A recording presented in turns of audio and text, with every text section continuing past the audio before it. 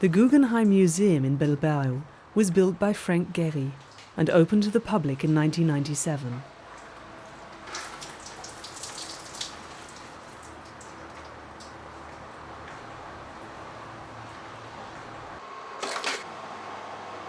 The story begins in 1991.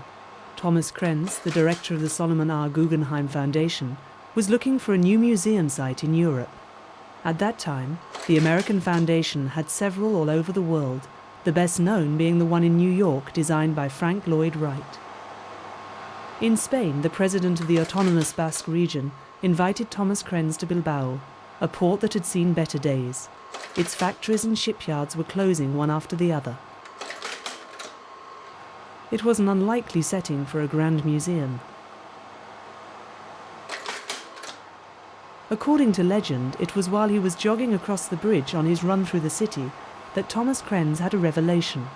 The museum should be just there, on that industrial wasteland, in the middle of the city, on the banks of the river.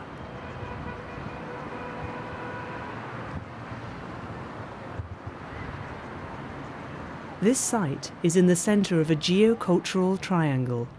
There is the Belles Arts Museum, the university, and the opera house. The three main cultural centres of the city are there.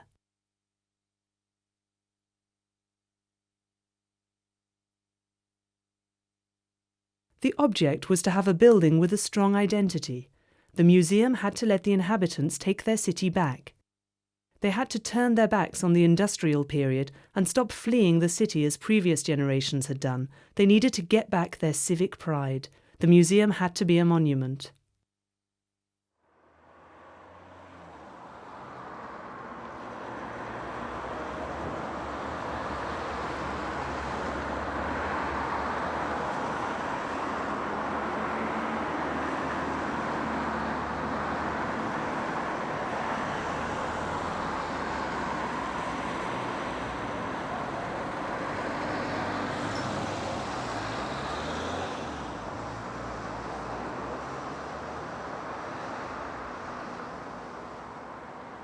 The American architect was already celebrated for his strange, deconstructed shapes, but for the museum in Bilbao, he would create a building to match the scale of his ambition, a monumental sculpture with a chaotic, abstract look to it.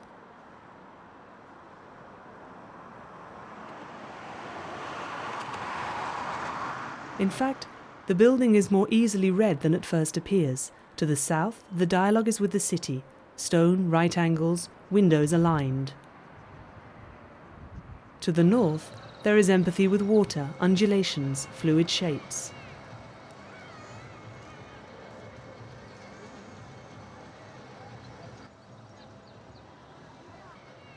When volumes are separated, figurative silhouettes appear. There is a cruise liner, a metal flower with silvered petals,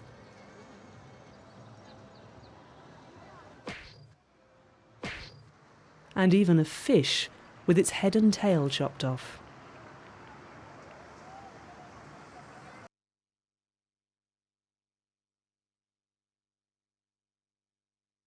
Fish and their movements have always been part of my architectural vocabulary. I think that it goes back to my childhood. Every Thursday, my grandmother took me to the Jewish market. We bought a live carp and took it home where we put it in the bathtub. I played with the fish all day until my grandmother killed it to make fish balls.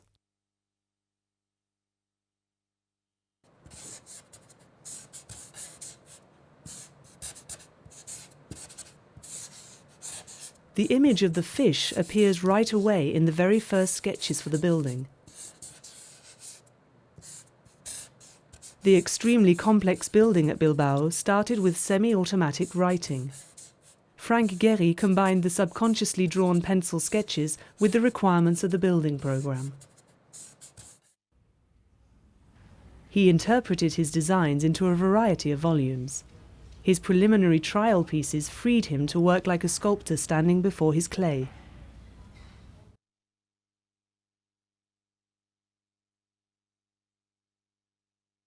I made ever bigger and bigger models, adding new elements and new pieces to the puzzle. Once I was on the right track and had a pointer to where it might lead, I started to look at the various parts in more detail. They developed in their turn.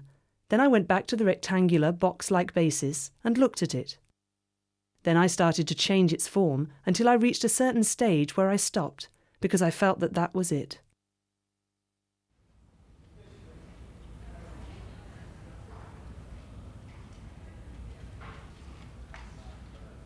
A computer program used in aviation design helped to solve the constructional problems. A technician pointed to and digitally recorded 56,000 points on the surface of the model. The cardboard boxes became virtual.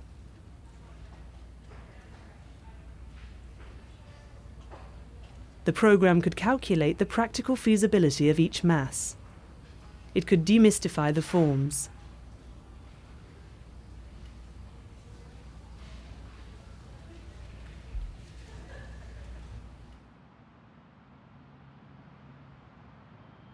A system of metal girders served as the rounded skeleton. Every girder is different, each one made to the specifications given by the computer program.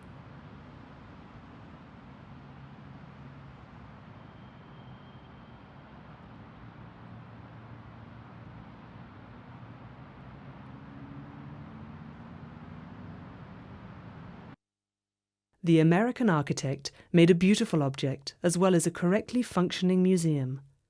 On one side he placed a shop, a cafeteria and an auditorium, and on the other side 20 galleries on 3 floors. He set the offices some way off.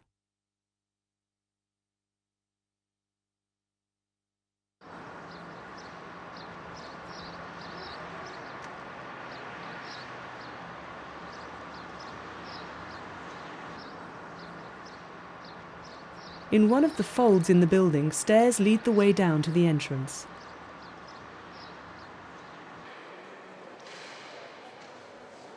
Although rather discreet from the outside, from inside the building is immense. The museum lies below the level of the city.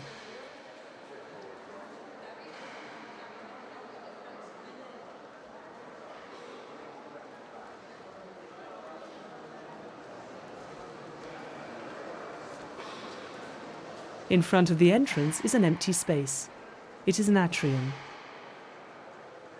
The atrium is a sort of hybrid area, not really outside the building, but not entirely inside either. It is a public area open to the city and the river. A gigantic halfway house between the inside and the outside.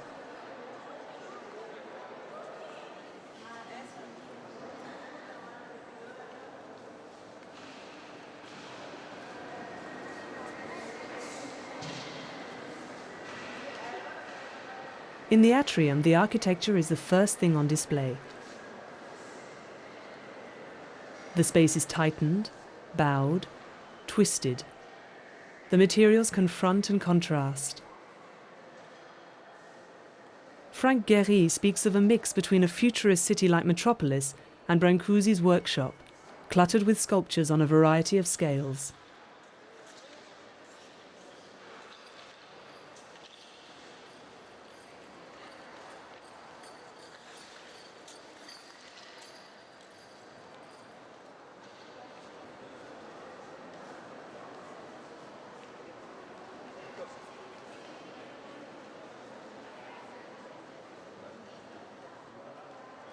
Set on each side of the atrium, stairs and lifts are hidden behind large glass scales, reminiscent of a moving fish.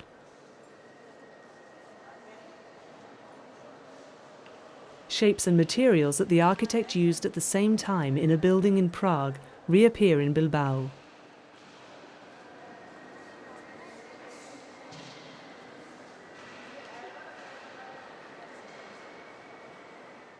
Around the atrium, the areas are easier to understand. The galleries are situated concentrically. Each of the spaces is independent. Glass facades fill the gaps. The galleries on the ground floor are linked by the atrium. The galleries on the 2 upper floors are linked by passageways.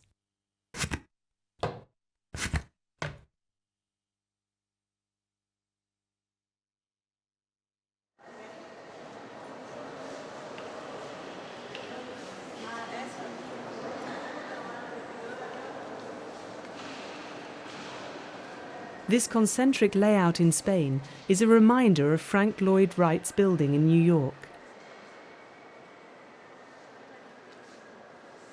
Frank Gehry makes the reference and then instantly forgets it.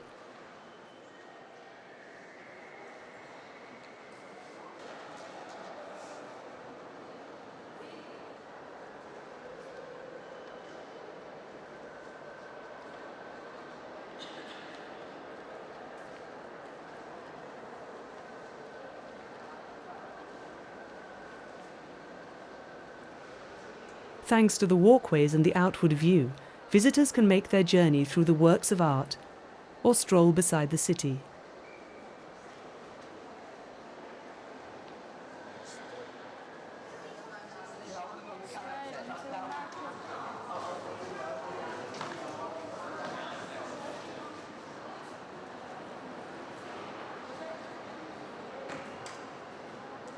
Each time a visitor leaves the passageway to cross the threshold of a gallery, he enters into a different space, another world. 20 areas follow on, but do not resemble each other.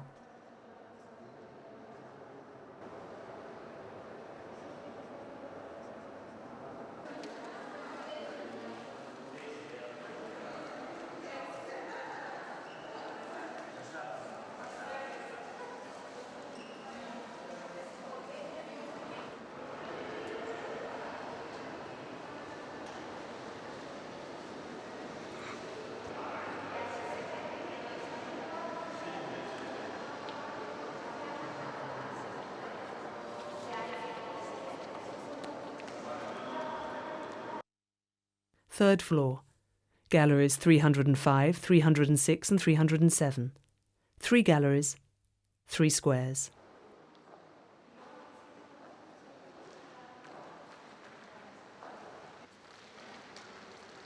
Where the works are classical, the architecture stands back.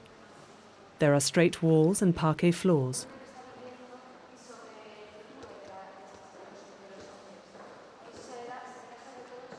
In a mischievous contradiction to the logic of the successive squares, Frank Gehry decided to make a direct access to a totally different space.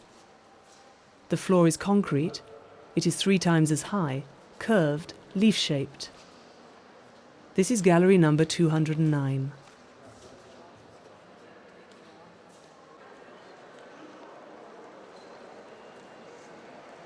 Ground floor, gallery 104. The room is 130 meters long. Frank Gehry's brief included requirements for a space to house monumental works. The architect made a gigantic capsized ship's hull.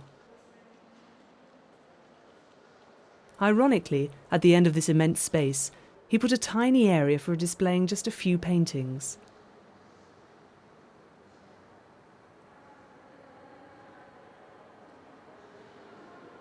In the center, a sculpture by Richard Serra. Specially created for the Grand Gallery, it was installed during the building of the museum. 3 steel leaves undulate and brush against each other in a movement that recalls the building itself. So while the museum becomes a sculpture, the sculpture here is part of the architecture.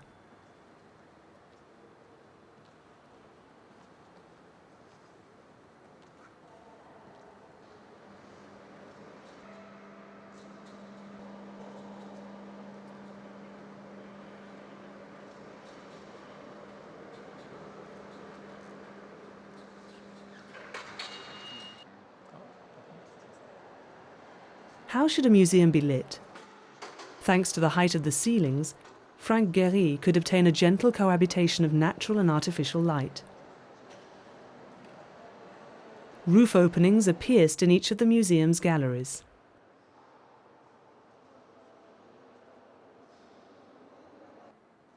By making light wells in the upper galleries, he could bring daylight into the square-shaped lower galleries.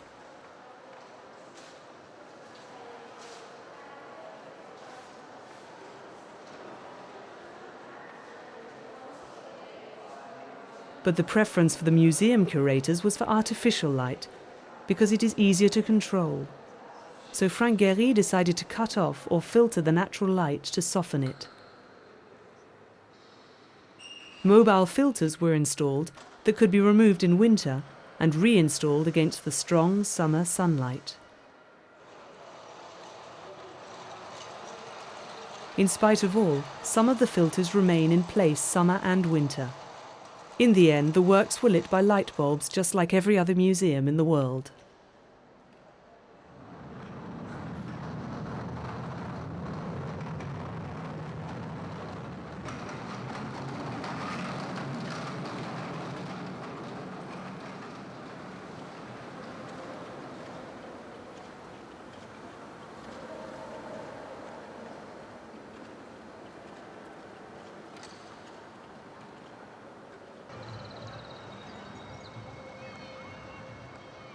Once outside, it's difficult to find where the various galleries are situated.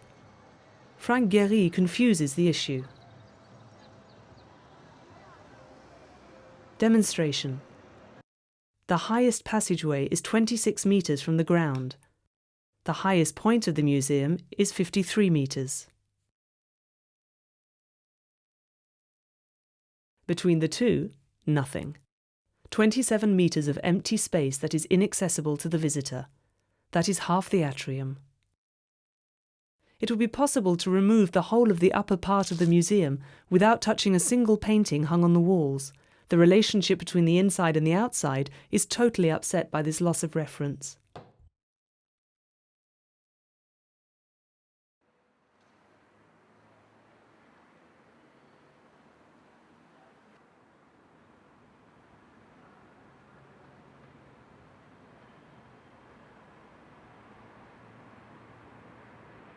On the outside, there are other reference marks to see. There is the material for each type of shape. The cladding of the classic galleries is in stone, square or rectangular. The galleries with rounded forms are clad in titanium.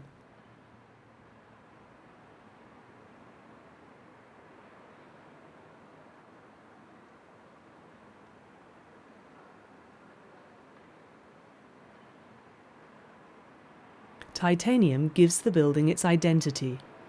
A skin comprising 24,000 square meters of metal plates. The repetition of sheets, folded and slightly bowed, emphasizes the movement.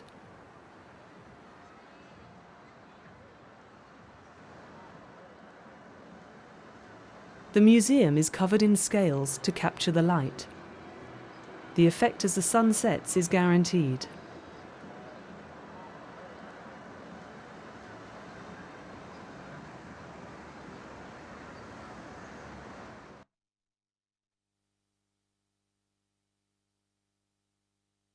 I spent a lot of time trying to understand the light in Bilbao.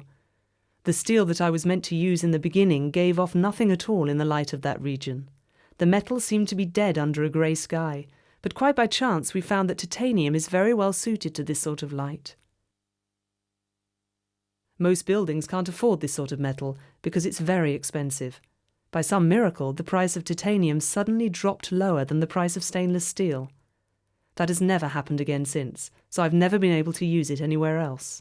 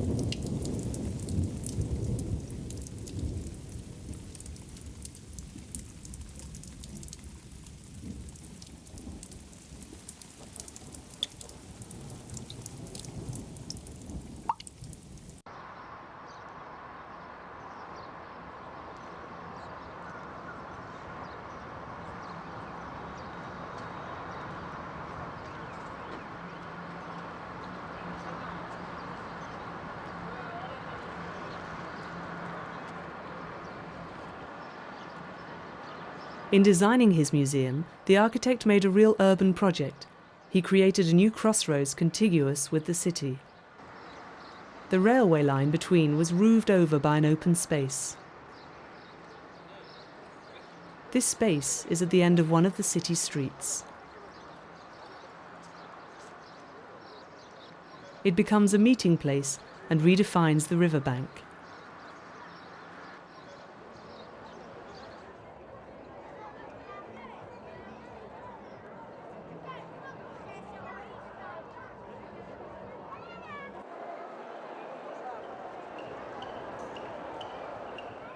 On Sundays, walkers rediscover the Nervion River that had formerly been neglected by the city.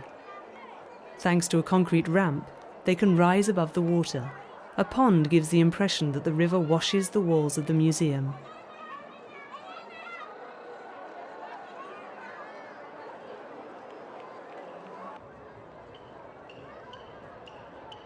At the end of the building, the bridge, a gigantic metal rival, cuts across it. The museum absorbs it, passing below and re-emerging behind in the form of a tower.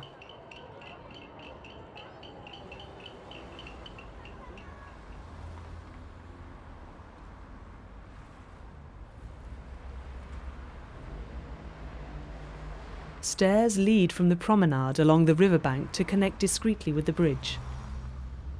The architect brings the promenade a full circle and back to the city, leaving behind a hollow tower, a simple two-sided theatrical facade.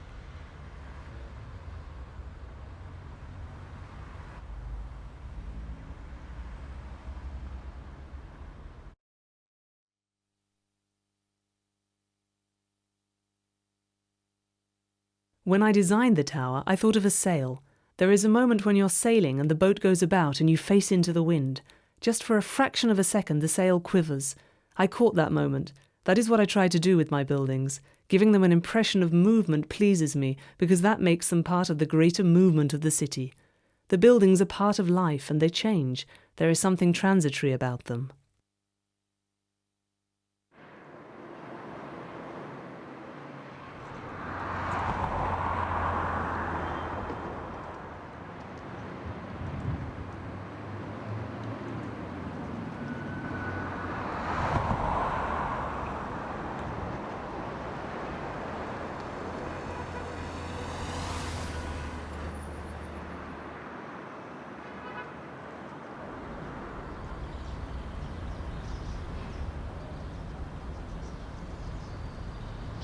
The association of an important cultural foundation, political goodwill, and an unbridled architecture has transmuted base metal into gold.